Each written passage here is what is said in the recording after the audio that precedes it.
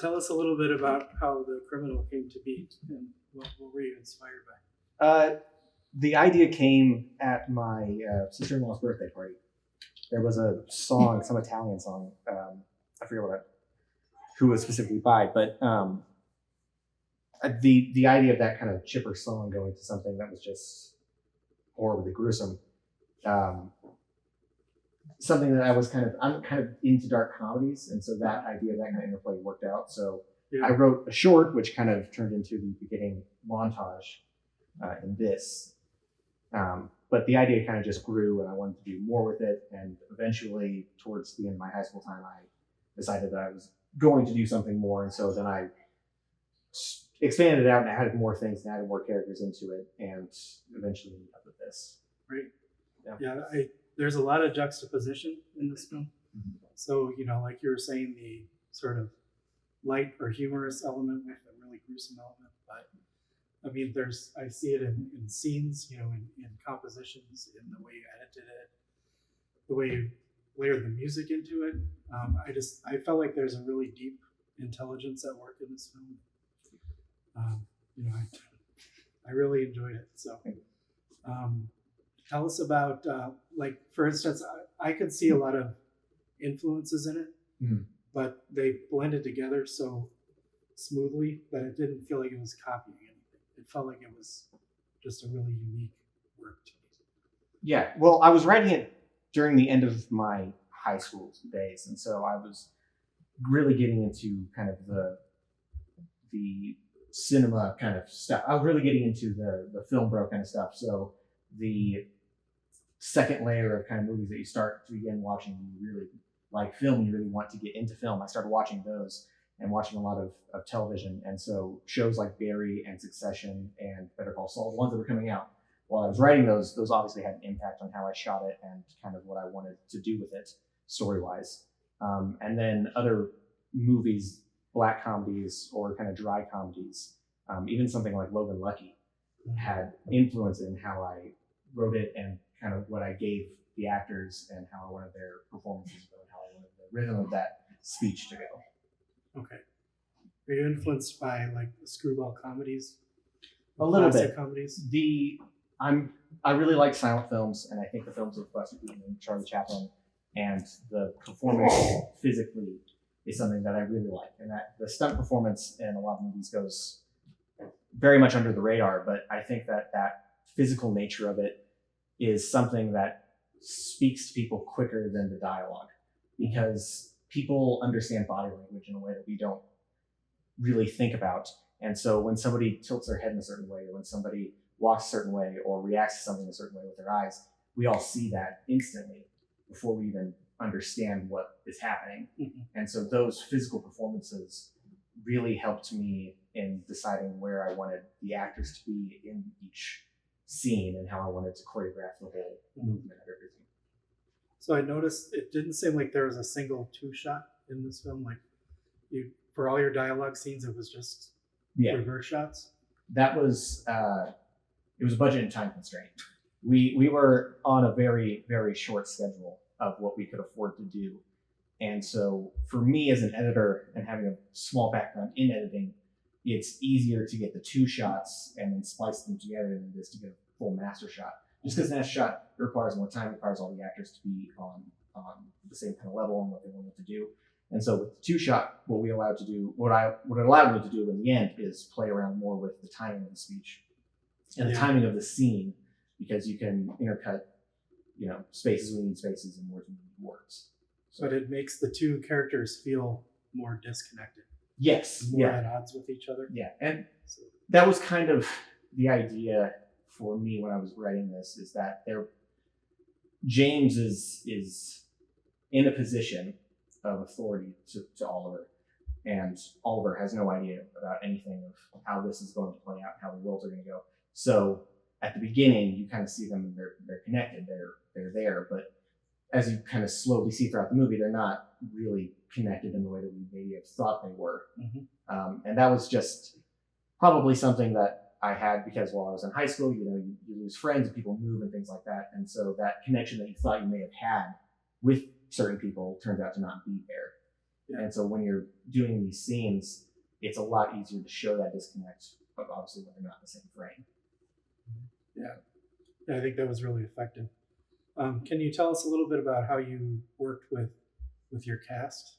You know, having to shoot and act and then direct at the same time. Yeah, my cast got cut really short pretty quickly. Again, due to time and budget. Gavin is a high school friend of mine. We had worked together on a couple other short films beforehand. So having him there, we had a lot of rapport there, and so that's how we kind of cast each other in those kind of roles. Autumn and Rain, who were Amy and Jessica respectively, we had 2 days with those guys, and they were very helpful. They were more experienced than me or Gavin in acting. They had actually taken lessons. So getting in there and having that 1 or 2 days that we had with them and their experience, it kind of, I think, made the product a little bit smoother in the sense that not only is it our first time meeting these characters and we don't really know each other very well, for us, me and the actors, it was the same thing. It was that same experience of like, we have about 4 hours together. Let's try and get this done. And so I don't know your personality, you don't know mine. We're trying to getting those as we go along. But that disconnect in knowing each other helped a lot, I think, with the final cut and having those 2 characters interact. Mm-hmm. So how did you and Gavin develop such a good rapport with each other? Is it just we're just high school buddies, knowing each other? Yeah, we're just high school buddies. We sat next to each other during personal finance classes, and so we just were able to get to know each other. You both seem so comfortable in front of the camera, and you don't really have a trace of self-consciousness. Do you think that comes from the relationship that you had? Yes, a little bit. I think that knowing each other. Yeah, well, like I said, we had done some projects in the past, so we kind of knew how each other acted in these kind of situations, and we knew what each other needed to get the best out of each other. So when it comes to a lot of those dialogue scenes, it was just me and Gavin. Mm-hmm. We didn't have people to set up the camera and set up the microphone for us. So because we knew each other and because we had been in that scenario before, it was easier for us to get everything in together, and then we know exactly what each other needs for this scene. So it just made the whole process a little bit smoother, and I think added to the that long knowing each other perspective that these 2 characters have. Mm-hmm. So was it a lot of it improvised, or most of it is in the script. Yeah, some of the longer dialogue takes, because we didn't have the time to fully memorize the dialogue and set up everything. There's a few words here or there that are not in script, but for most of it, that's all in the script. I'm not against improvisation at all, but that takes time. We didn't have that resource. Well, it sounds so natural that it just seems like it could be improvised. But we did a lot of rehearsals just at a coffee shop of just me and him talking to each other in these characters. So it helped me kind of get down the rhythm of how these people talk, and I didn't want it to sound stilted, and I didn't want it to sound made up. I wanted these people to act and react in a natural way. So having Gavin there to help me, talk to me about how he would react in these situations, how he thinks the characters would react in these situations, that helped a lot. And there's about 50 million versions of this script out that are all just slight tweaks here and there in the dialogue. But those rehearsals helped figure out the rhythm of it. Okay. How close are these characters to yourselves, do you think? Are there I think traces of yourself? I think hindsight will speak better on this. Yeah. I knew when I was writing it, I wanted to comment on certain things about my life. At the time, there was a lot of change going on in my life. And while I think I did comment on those things, I don't think I commented on the things that I meant to comment on. I think I made a different film than what I intended to make. And I think with hindsight, I'll be able to look back on that a little bit more accurately to see what I was really kind of going for and what I actually achieved. Yeah. I can say that I did speak on the losses of friendship and people, and I spoke on the kind of 2 reactions I had to that. Mm-hmm. But any deeper level, I think, is going to take time, and looking back on and making other things to see what I was actually kind of doing. Okay. Yeah, I mean, it plays out like kind of a Greek tragedy. It's just, Yes. it doesn't seem like it has a real wisdom to it. And how old are you? If you don't know? I'm 20. I just turned So, 20. Okay, So- just say. very mature perspective on, on life and death for someone so young. So, yeah, it's just like I was saying. I see so much happening here, like with that shot when they're on their first job, and you're sitting in the car. Yeah. How you use the depth of field in that shot, like it's just, yeah. And then you didn't do it again. So it's like, that to me, like right there is a good example of just what I'm trying to convey about what I observed in it. It's just, I tried to do a lot of wider angles, not only because it helps with all the performances. Everybody has to be in the same room, so everybody has to react to each other. But I also like the background of it, and allowing Lawson, my brother, who is victim number 2, having him walk up and make sure Gavin doesn't know, but I do, having that interplay between who knows and who doesn't know is what those wide shots are able to convey. yeah. I mean, that was straight out of Citizen Kane. Yeah. That was a very deep, deep focus. So, yeah, that was impressive.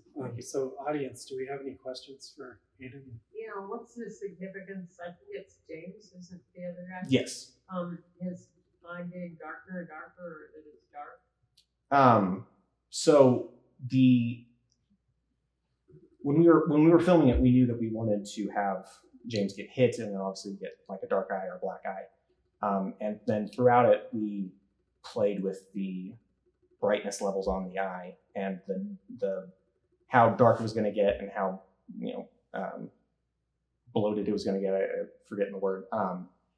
We tried to play a little bit with that, and we tried to make it darker when he was being darker and lighter when he was being lighter. But it was all kind of in service to the idea that he's not what he seems, and that it's not exactly what Oliver thought that James was. The choice here, the black and white and the music. Yes. What made you get the music and black and white? So I like blues. And the Greek trilogy, is that because that was my forte when I was at the university, was spot on. Thank you. And my question is to you about the other 2 elements. So the music, I listen to music while I write, and I really like blues music, and so that was kind of in my mind when I was writing these scenes and when I was kind of spacing everything out, is to the rhythm of blues music. And so it kind of just had a natural kind of, when I was looking for music, it fit better, probably because while I was writing, I was listening to it. Black and white is 2 things. One, I like black and white.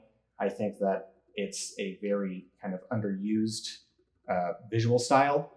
And I think that it allows for a little bit more depth in the frame than something in color does. And the second part is it's cheaper. Doing black and white, having like a strong key light, it can look good and we can do it quickly and we don't have to spend time and money on it. So it was both of those things. I knew I was going to make this in black and white before I even knew what the budget was going to be, though. That just happened to be a added benefit of it. Because Tashuri Mafoni's cameraman, Mm-hmm. he, with black and white, he did an incredible thing, but he set focus. When we were doing work in Sundance, he said, you specifically are focused on the action. Color distracts a lot when you have to see the action. Yeah, I think it does. Whenever you do watch something in black and white, because it's not in color, I think you kind of have to make yourself focus on it a little bit more. You have to kind of understand that you're watching a movie and that you need to pay attention to where everything is. And it also, because it's black and white, it allows you to kind of understand what's in the frame quicker. I think color, when you add that saturation and hue, it can kind of muddle frames. Not to say that color films look bad, because they don't, but it takes a little bit longer, maybe a couple more viewings before you can kind of understand where everything is in a scene or in a frame. But with black and white, it allows you to just kind of see it all immediately. And so that helps with a lot.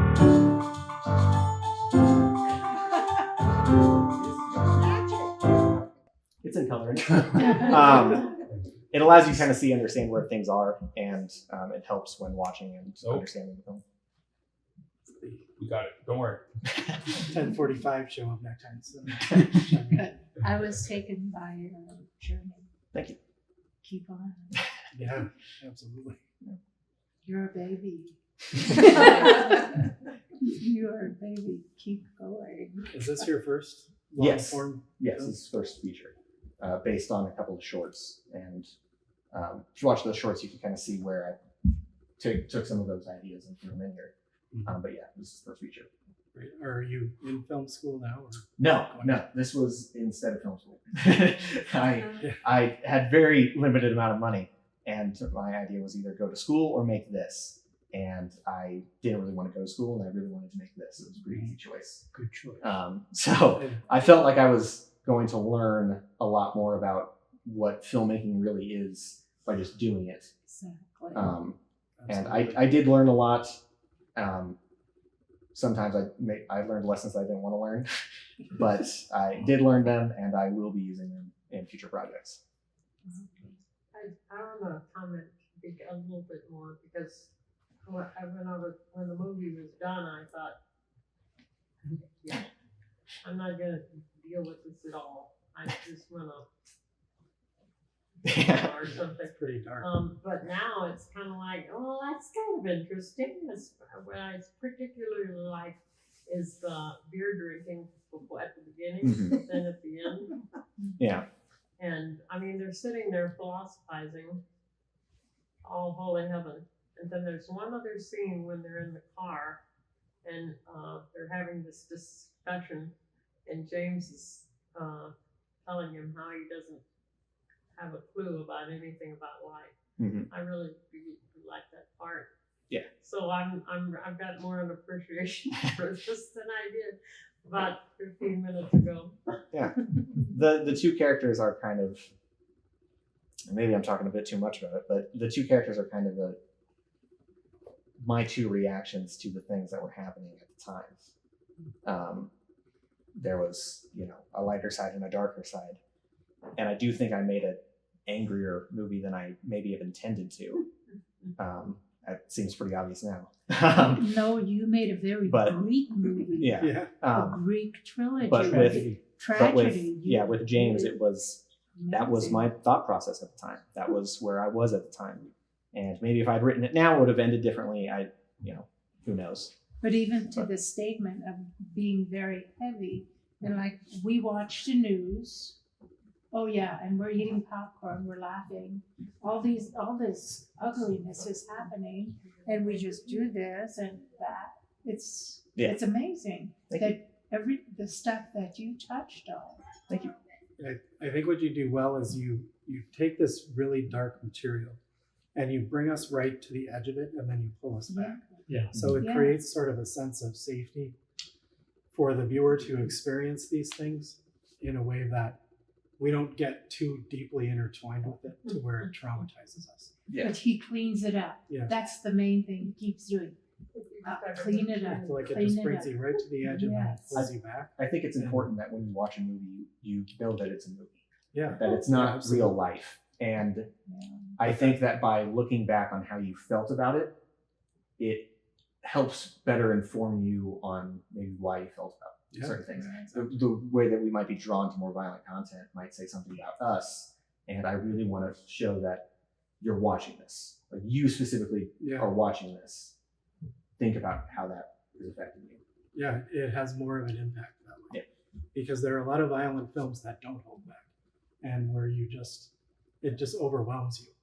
And it's almost pornographic, where it's just so overwhelming that you can't respond to it. And it assaults your intelligence. Yeah.